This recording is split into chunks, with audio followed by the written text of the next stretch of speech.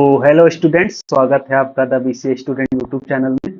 तो जैसा कि आप लोग जानते हैं कि हम लोगों ने एक वीडियो सीरीज स्टार्ट की थी सी प्रोग्रामिंग की, जिसमें हमने जो कि बेस्ड है एमजी के यूनिवर्सिटी के बीसीए के फर्स्ट सेमेस्टर के सी प्रोग्रामिंग के सिलेबस पे, जिसमें टोटल 6 चैप्टर थे और हमने पिछले वीडियोस में चैप्टर 1 से लेके 5 तक ऑल कवर कर लिए हैं। जो कि लास्ट चैप्टर था सिंपल अरिथमेटिक प्रॉब्लम्स का, जिसमें बहुत सारी प्रॉब्लम्स थी, जिसको हमने बहुत सारे वीडियो पार्ट्स में उसे सॉल्व किया और उसका प्रोग्राम बनाया ऑनलाइन कंपाइलर पे। तो इसी वीडियो सीरीज को कंटिन्यू करते हुए हम लोग चैप्टर 6 पे पहुंचे हैं, जो कि है फंक्शन के बारे में। तो सी प्रोग्रामिंग में फंक्शन एक बहुत ही इंपॉर्टेंट कॉन्सेप्ट है। तो चलिए इसे समझते हैं बहुत ही इजी लैंग्वेज में। तो यहाँ पे सबसे पहले समझते हैं फंक्शन क्या होता है।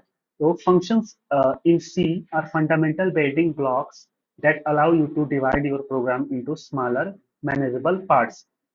यानी सी लैंग्वेज में फंक्शन एक कोड ब्लॉक है जिसे प्रोग्राम के अलग अलग हिस्से से कई बार एग्जीक्यूट किया जा सकता है। फंक्शन एक तरफ से आप समझिए कि एक ब्लॉक ऑफ कोड होता है। एक ब्लॉक ऑफ कोड होता है फंक्शन,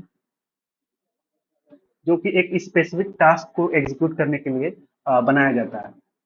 यह एक स्पेसिफिक टास्क करने वाला एक सेल्फ कंटेंट कोड ब्लॉक होता है। तो फंक्शंस दो टाइप के होते हैं। चलिए देखते हैं types of basic functions.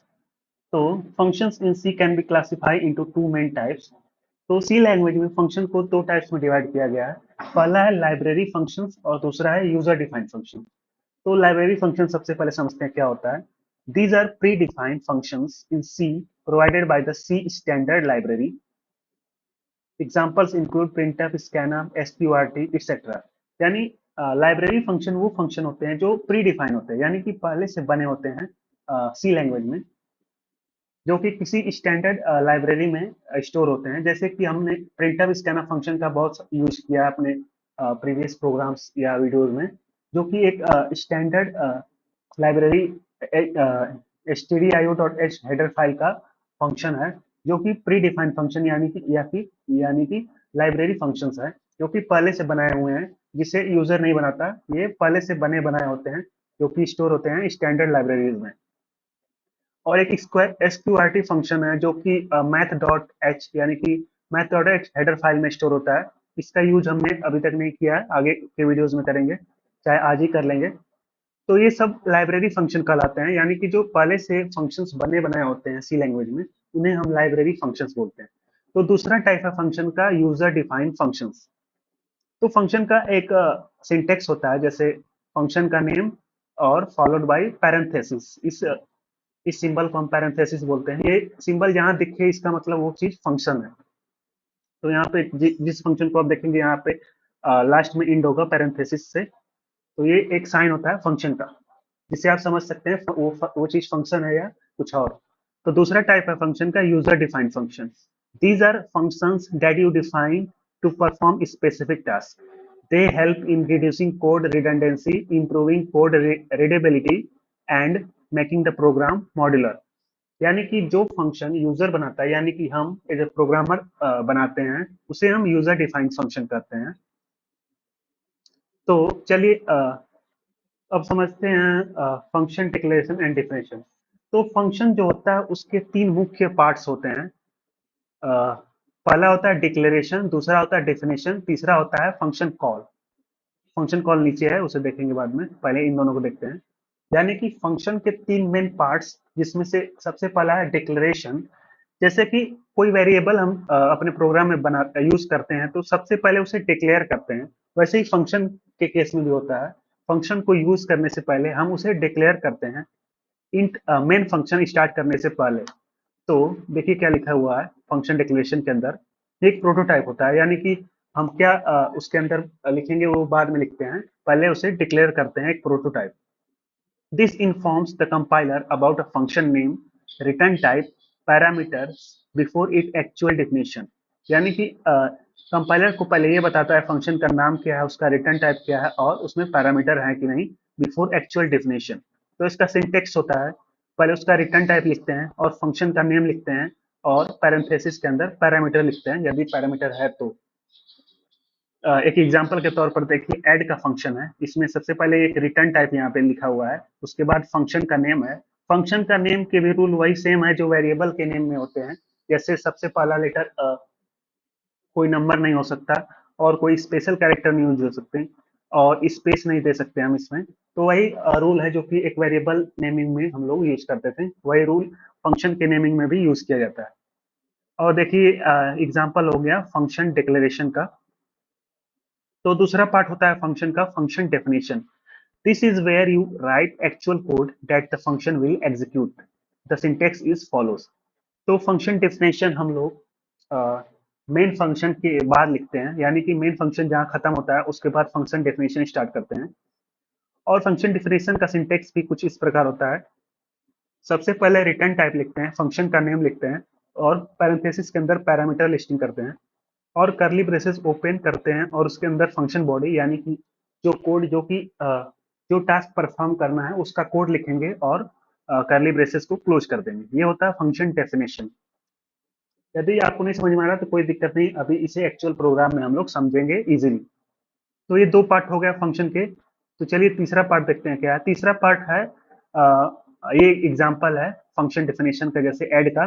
Add को सबसे पहले ऐड फंक्शन को पहले यहाँ पर ऊपर डिक्लेयर किया गया है, और उसके बाद ऐड फंक्शन की डेफिनेशन यहाँ पे है, यानी कि एक्चुअल कोड उसके अंदर क्या है। इंट रिटर्न टाइप है, ऐड फंक्शन का नेम है, और ये पैरामीटर लिस्टिंग, और उसके अंदर फंक्शन बॉडी रिटर्न ए प्लस बी। तो चलिए तीसरा पार्ट देखते हैं फंक्शन का, फंक्शन कॉल। तो a function call is the process of invoking a function to execute its code. तो ये क्या कर रहा है, तो जब भी हम कोई फंक्शन डिक्लेयर करते हैं तो डिक्लेयर करने के बाद उसकी डिफिनेशन लिखते हैं। तो जो डिफिनेशन में जो कोड हम लिखते हैं वो तब तक एग्जीक्यूट नहीं होती जब तक उसे कॉल ना किया जाए। यानी कि फंक्शन हम लोग डिफाइन करते हैं, चाहे इसमें कितना भी लाइन ऑफ कोड लिख लें, ये एग्जीक्यूट नहीं होगा अपने आप। ये अपने आप एग्जीक्यूट नहीं होता है, चाहे वो कितना भी बड़ा फंक्शन हो, कितनी भी लाइन इसमें लिखी क्यों ना हो। तो फंक्शन की डेफिनेशन यानी कि फंक्शन की बॉडी तभी एग्जीक्यूट होगी जब उसे फंक्शन को कॉल किया जाएगा।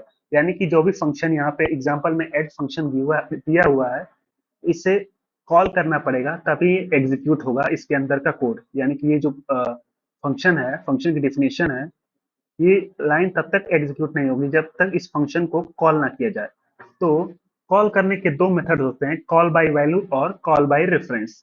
तो कॉल करने का सिंपल सिंटेक्स होता है, सिंपली हम फंक्शन का नेम लिखते हैं, और उसमें पैरामीटर जो भी रिक्वायर है उसे पास करते हैं, और सेमीकोलन लगा देते हैं, तो हम इसे फंक्शन कॉल बोलते हैं। यानी कि सिंपली बस हम फंक्शन का नेम लिख देते हैं, और उसमें यदि पैरामीटर चाहिए तो पैरामीटर पास कर देते हैं, और सेमीकोलन लगा के इंट ऑफ स्टेटमेंट कर देते हैं।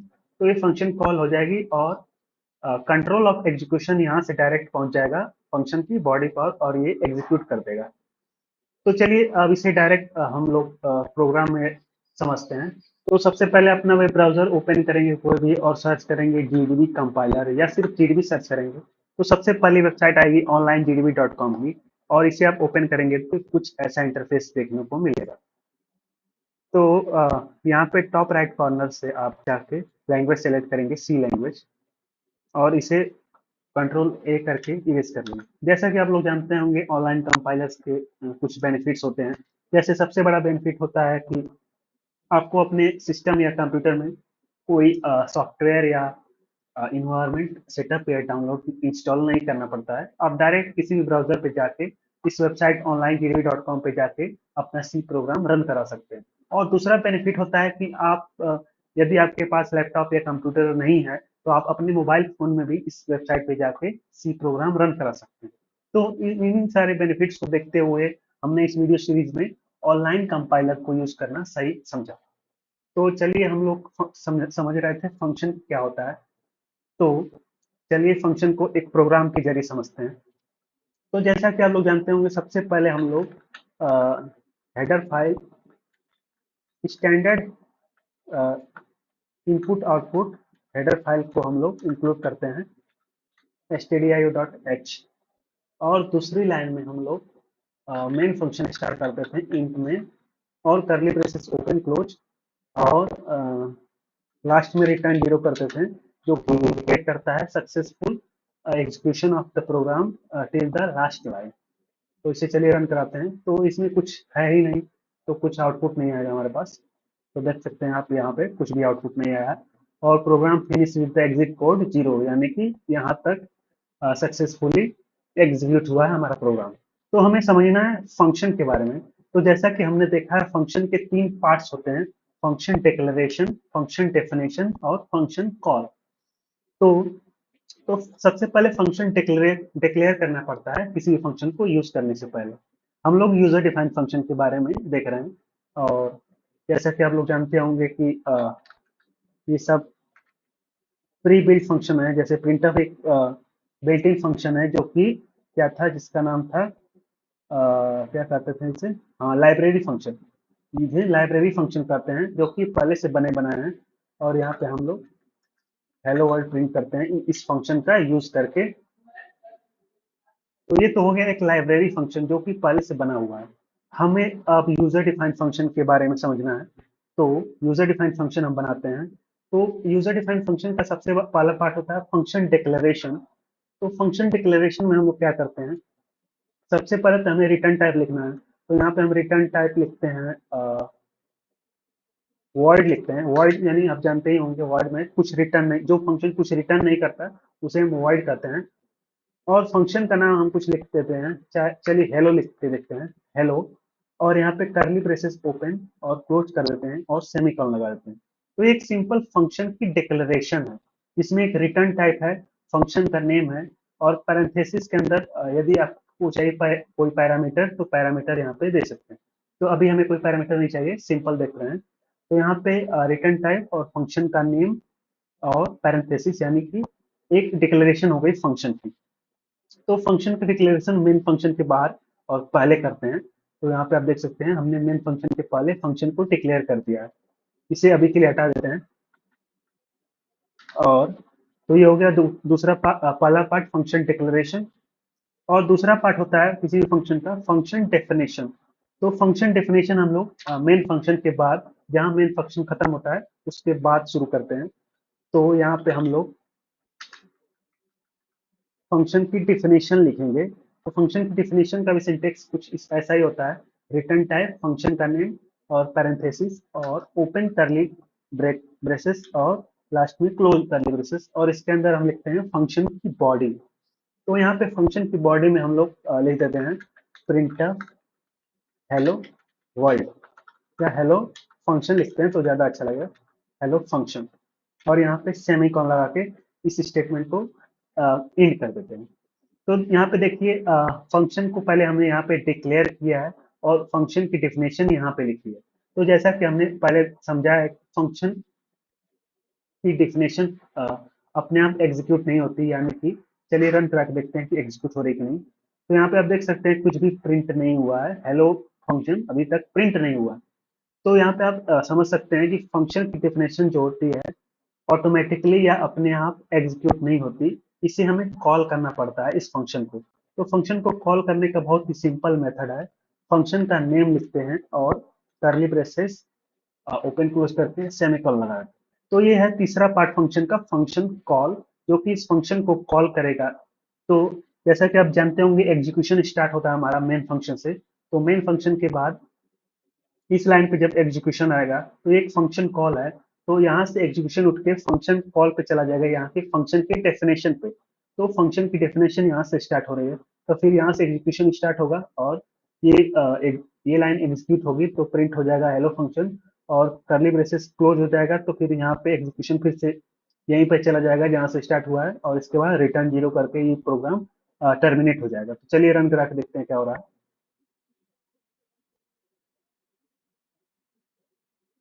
तो यहाँ पे आप देख सकते हैं हेलो फंक्शन प्रिंट होके आ चुका है। ये एक simple function, user defined function का प्रोग्राम है, जिसमें हमने फंक्शन को डिक्लेयर किया है पहले, फिर फंक्शन की बॉडी बनाई है और इसे फंक्शन को कॉल किया है। तो आप बहुत ही इजीली समझ सकते हैं इसमें हमने क्या क्या किया है। चलिए तीनों चीज पटा देते हैं। एक स्पेसिफिक टास्क परफॉर्म करने के लिए फंक्शन बनाते हैं। तो ये तो सिंटेक्स होता है किसी किसी प्रोग्राम का, इतना तो सबसे अधिक जरूरी होता है। तो चलिए हम लोग ऐड का फंक्शन बनाते हैं। ऐड फंक्शन को कैसे बनाएंगे, तो सबसे पहले हम लोग डिक्लेयर करेंगे। तो ऐड फंक्शन में एक वैल्यू जो ऐड होकर सम वैल्यू आएगी वो फंक्शन रिटर्न करेगा, यानी कि इसमें रिटर्न टाइप रहेगा इंट, यानी कि फंक्शन एक वैल्यू रिटर्न करेगा। तो रिटर्न टाइप में यहाँ पे इंट होगा। वर्ड में कुछ रिटर्न नहीं कर रहा था, प्रिंट कर दे रहा था, इसलिए हमने वहाँ पे वर्ड रिटर्न टाइप वर्ड लिखा था। लेकिन इस वाले फंक्शन में हम लोग रिटर्न करेंगे एक वैल्यू, तो यहाँ पे हम इंट लिखेंगे और फंक्शन का नाम हम ऐड लिख लेते हैं और इसमें दो पैरामीटर पास करते हैं, इंट ए कॉमा इंट बी, और यहाँ पे सेमीकोलन लगा देते हैं। तो ये हो गई फंक्शन डिक्लेरेशन।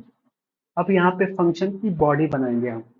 तो फंक्शन की बॉडी जैसा कि आप लोग जानते होंगे, रिटर्न टाइप फंक्शन का नेम और इसमें पैरामीटर इंट बी, यानी कि कितने पैरामीटर रहेंगे और करली ब्रेसेस ओपन क्लोज और यहाँ पे फंक्शन की बॉडी रहेगी। तो हमें क्या रिटर्न करना है, यानी कि जब भी फंक्शन कॉल हो तो हमें a प्लस बी को रिटर्न करना है। तो यहाँ पे हम रिटर्न कीवर्ड का यूज करेंगे जो कि रिटर्न करेगा a प्लस बी और सेमी कॉलम। तो ये तो हो गया फंक्शन का डिक्लेरेशन और ये हो गया फंक्शन की बॉडी या डेफिनेशन। तो तीसरी चीज है फंक्शन को कॉल। जैसा कि आप जानते होंगे बिना कॉल किए फंक्शन कभी एग्जीक्यूट नहीं होगा। तो हम दो वैल्यू को क्या करेंगे, तो सबसे पहले हम लोग क्या करते हैं, अ, डिक- अ, दो वेरिएबल डिक्लेयर करते हैं और इसमें असाइन करते हैं वैल्यू 2 और दूसरे में 3 और सेमीकोलन, और एक और वेरिएबल डिक्लेयर करते हैं सम नाम से, और इसमें हम क्या स्टोर करेंगे, जो ये फंक्शन रिटर्न करेगा सम की वैल्यू उसे हम स्टोर कराएंगे सम वेरिएबल में। तो इसमें कैसे रिटर्न होगी, तो यहाँ पे फंक्शन को कॉल करते हैं ऐड नाम के और इसमें ए और बी को पास करते हैं। यहाँ पे वेरिएबल का नेम हम चेंज कर लेते हैं कि ज्यादा कंफ्यूजन ना हो आपको।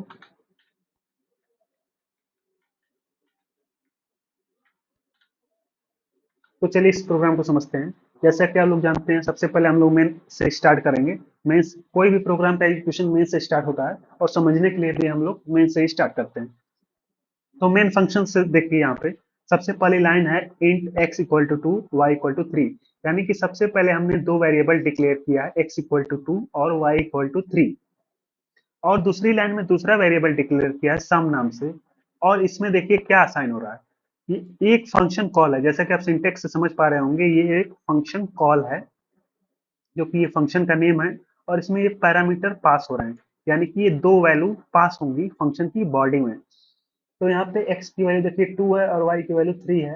ये फंक्शन का कॉल है, यानी कि यहाँ से एग्जीक्यूशन पे डायरेक्ट आ जाएगा फंक्शन की बॉडी पे जो कि ये है, और x की वैल्यू इंट a में असाइन हो जाएगी और y की वैल्यू इंट b में असाइन हो जाएगी, यानी कि अब a की वैल्यू हो जाएगी ये 2 और b की वैल्यू हो जाएगी ये 3। अब दूसरी लाइन में क्या होगा, a प्लस बी हो जाएगा, यानी कि a की वैल्यू 2 थी, b की वैल्यू 3, यानी कि 2 प्लस 3 अब 5। तो ये 5 को रिटर्न कर देगा, यानी कि जिस जिस किसी ने इस फंक्शन को कॉल किया है ये फंक्शन की बॉडी उसे ये रिटर्न कर देगी a प्लस बी, यानी कि 5 रिटर्न कर देगी। तो ये फंक्शन रिटर्न कर देगा 5 जिसने इसे कॉल किया है। तो इसने इसे कॉल किया है, तो यहाँ पे आपका हो जाएगा 5, यानी कि सम जो वेरिएबल है इसमें 5 असाइन हो जाएगा। तो ये होता है फंक्शन कॉलिंग का मैकेनिज्म, जिसमें एक फंक्शन कैसे कॉल होती है हमने ये समझा। यहाँ पे दो वैल्यू जो होंगी ये हमने एज ए पैरामीटर पास किया इस फंक्शन में। ये फंक्शन को हम कॉल कर रहे हैं ऐड नाम की, और इसमें एक्स और वाई की वैल्यू को पास कर रहे हैं यानी कि भेज रहे हैं इस फंक्शन की बॉडी में, और उस एक्स की वैल्यू जो होगी उसको हम लोग ए वेरिएबल में असाइन कर रहे हैं और वाई की वैल्यू को हम लोग बी के वेरिएबल में असाइन कर रहे हैं। और ए प्लस बी को जो वैल्यू होगी यानी कि 2 प्लस 3 यानी कि जो 5 होगा उसे रिटर्न कर दे रहा है। रिटर्न मतलब वापस भेज दे रहे हैं जिसने इस फंक्शन को कॉल किया है।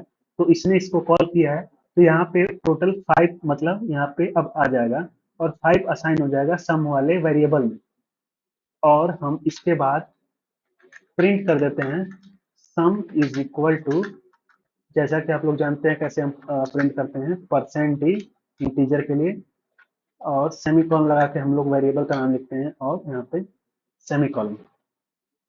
चलिए इसे रन करा के देखते हैं।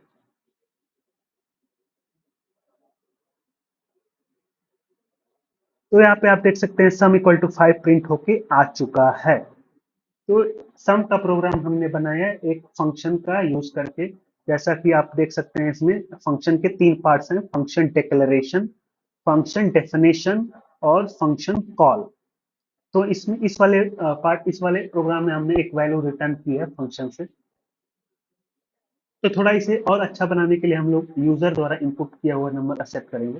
तो सबसे पहले बस इस यहाँ पे हम लोग डिक्लेयर करेंगे इंट एक्स और वाई, और प्रिंटर यूजर को मैसेज देंगे इंटर एनी टू वैल्यूज, और यहाँ पर सेमीकोलन लगाएंगे और स्कैनर फंक्शन का यूज करेंगे। Percent D M percent X में स्टोर करेंगे और दूसरी वैल्यू को वाई में स्टोर करेंगे, और यहाँ पे सेमीकोलन लगाएंगे। तो चलिए अब रन करा के देखते हैं। तो यहाँ पे सबसे पहले मैसेज आ गया इंटर एनी टू नंबर। तो यहाँ पे हम दो नंबर को इंटर करेंगे। सबसे पहला 6 देते हैं और दूसरा 9 देते हैं, और इंटर बटन प्रेस करते हैं। तो यहाँ पे देखिए सम इक्वल टू 15 प्रिंट होके आ चुका है, 6 + 9 = 15। तो ये एक प्रोग्राम हो गया सम का प्रोग्राम, यानी कि दो नंबर के सम का यूजिंग फंक्शन, जिसमें आप देख सकते हैं फंक्शन डिक्लेरेशन, फंक्शन डेफिनेशन और फंक्शन कॉल, जो कि फंक्शन के 3 पार्ट्स होते हैं, नेसेसरी पार्ट्स होते हैं।